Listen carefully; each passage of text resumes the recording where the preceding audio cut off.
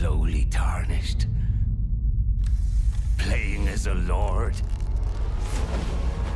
I command thee now! We have very quickly gone from having absolutely zero information on FromSoftware's hotly anticipated Elden Ring to having just so much information about Elden Ring. I was fortunate enough to talk with the godfather of Souls himself, Hidetaka Miyazaki, who gave me a huge amount of information on the game that totally recontextualizes what we saw in the most recent trailer. Here's what's really going on in the lands between.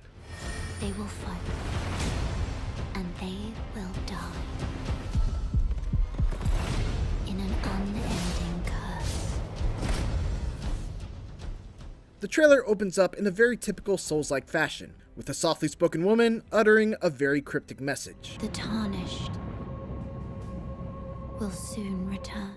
So, who are the Tarnished? Well, for one, it's you. The player character is one of the Tarnished, much like in the Dark Souls games where you are a chosen undead or an ashen one. To explain what it means to be Tarnished, we must first explain a little bit about the world of Elden Ring, known as the Lands Between. The Lands Between and the people who reside within it, both great and small, were blessed by the Elden Ring and the Erd Tree, which symbolizes its presence. Those given grace by the ring are characterized by having a golden aura that's predominantly shown in their eyes. However, after a time, for one reason or another, some individuals lose this grace, and were thus exiled from the Lands Between, labeled as Tarnished. Then, for reasons unknown, the Elden Ring was shattered. Its pieces picked up and carried by many of the bosses that you'll eventually come to fight in the game. The destruction of the Elden Ring calls out to the Tarnished and compels them to return to the Lands Between, guiding them back to their former home. According to Miyazaki, one of the main themes of the game is how the players, the Tarnished, approaches or treats this newfound grace and this return to the land that they were once banished from, how they interpret this and the meaning. Miyazaki wants the player to discover for themselves what this return means and how they want to begin their adventure. The Lands Between is broken up into 6 distinct areas, each overseen by a particular demigod who holds a shard of the Elden Ring and has been twisted and warped by its power. I asked Miyazaki-san if there was an order to which you must approach these 6 areas, or if the player had total freedom to visit any of them right from the beginning, to which he responded that, while you won't be able to access everything from the start, there are a lot of different ways that you can approach each area, and that there's a lot of freedom as to which order you can tackle different areas as well. There will be a hub area that will link these 6 areas, but it's not accessible right from the start of the game. Miyazaki further clarified that each of the 6 areas will house its own mainline dungeon map, which is seamlessly connected to the Lands Between itself. So, from there you're able to explore these mainline dungeon areas, all of which are interspersed throughout the map. And, of course, while you will be using a horse to travel great distances around on foot, or, hoof, there will be a fast travel system as well. Though, of course, Miyazaki's preference is that players enjoy that aspect of exploration and uncovering the map for themselves. And it seems like there will be plenty of incentive to explore as well. Miyazaki confirmed that the skills that you see in the trailer, like this, and this, can be obtained through exploration, much like in the previous games where you would find weapons and magic spells off the beaten paths. Weapon skills can also be interchanged between weapons, and there are more than 100 of them to discover, which Miyazaki hopes, when combined with the many different weapons and magic spells, will offer build customizations that are richer and more varied than ever before. Finally, let's talk about some of these wild enemy designs. The main bosses are demigods who are written by Song of Ice and Fire author George R.R. Martin, and they inherited the mad tainted power of the Elden Ring shards once it was shattered.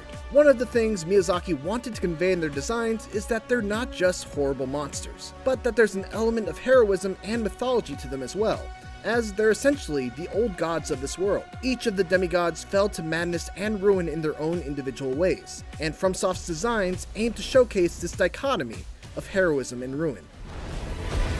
Brandish the Elden Ring.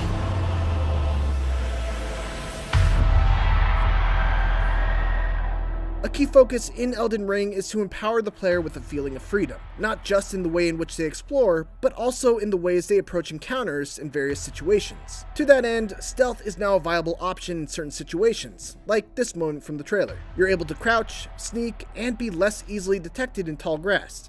And if you're stealthy enough, you can even bypass certain areas, or potentially get to a position where you're able to easily assess situations from afar. Miyazaki says FromSoft wanted to create these opportunities for players to see what lies ahead of them, and below them, and around them, and to assess how they're going to confront that or not, as the case may be. So, stealth, while it is a simple implementation, it allows for a lot more of these possibilities. In addition to using stealth, another key gameplay feature is the ability to summon spirits to aid you in battle. This is nothing new to the Souls series, but what's different here is that you can actually summon the spirits of enemy characters as allies to assist you in battle. There are a large variety of them, so they're a nice collectible element within the game world to discover and equip as you go. Of course, Miyazaki also made sure to clarify that there would still be online summons where you could bring other players into your world for cooperative play as well. Of course, one of the most marketed selling points of Elden Ring is George R.R. Martin. The way Miyazaki describes it, Martin created Elden Ring's foundations, building up the world's history and mythos, which was subsequently iterated on by FromSoft. For example, Martin created the Tarnished and their Lost Grace, a spurring moment for the player character.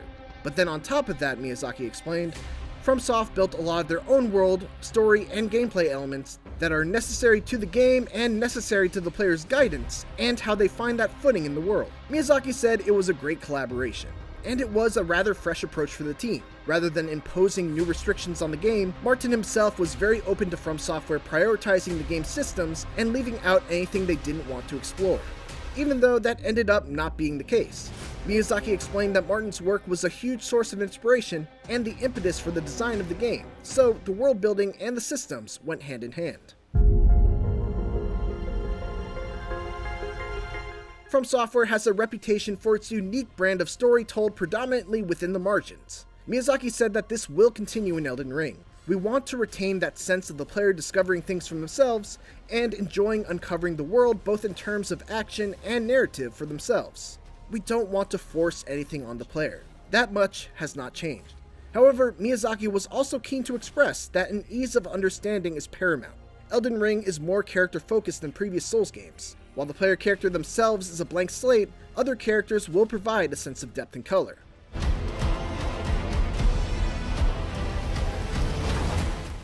Even with all I learned about Elden Ring in the hour I was given to pick Miyazaki's brain, there are still so many questions. What about PvP? How actually does online co-op work? Why does this man have 2 axes, 15 arms, and a bird head that breathes fire as one of those arms?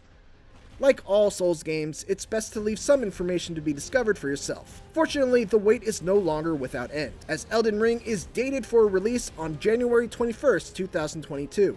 Make sure to check out the full interview on IGN for some extra tidbits of information, and for everything else, keep it here on IGN.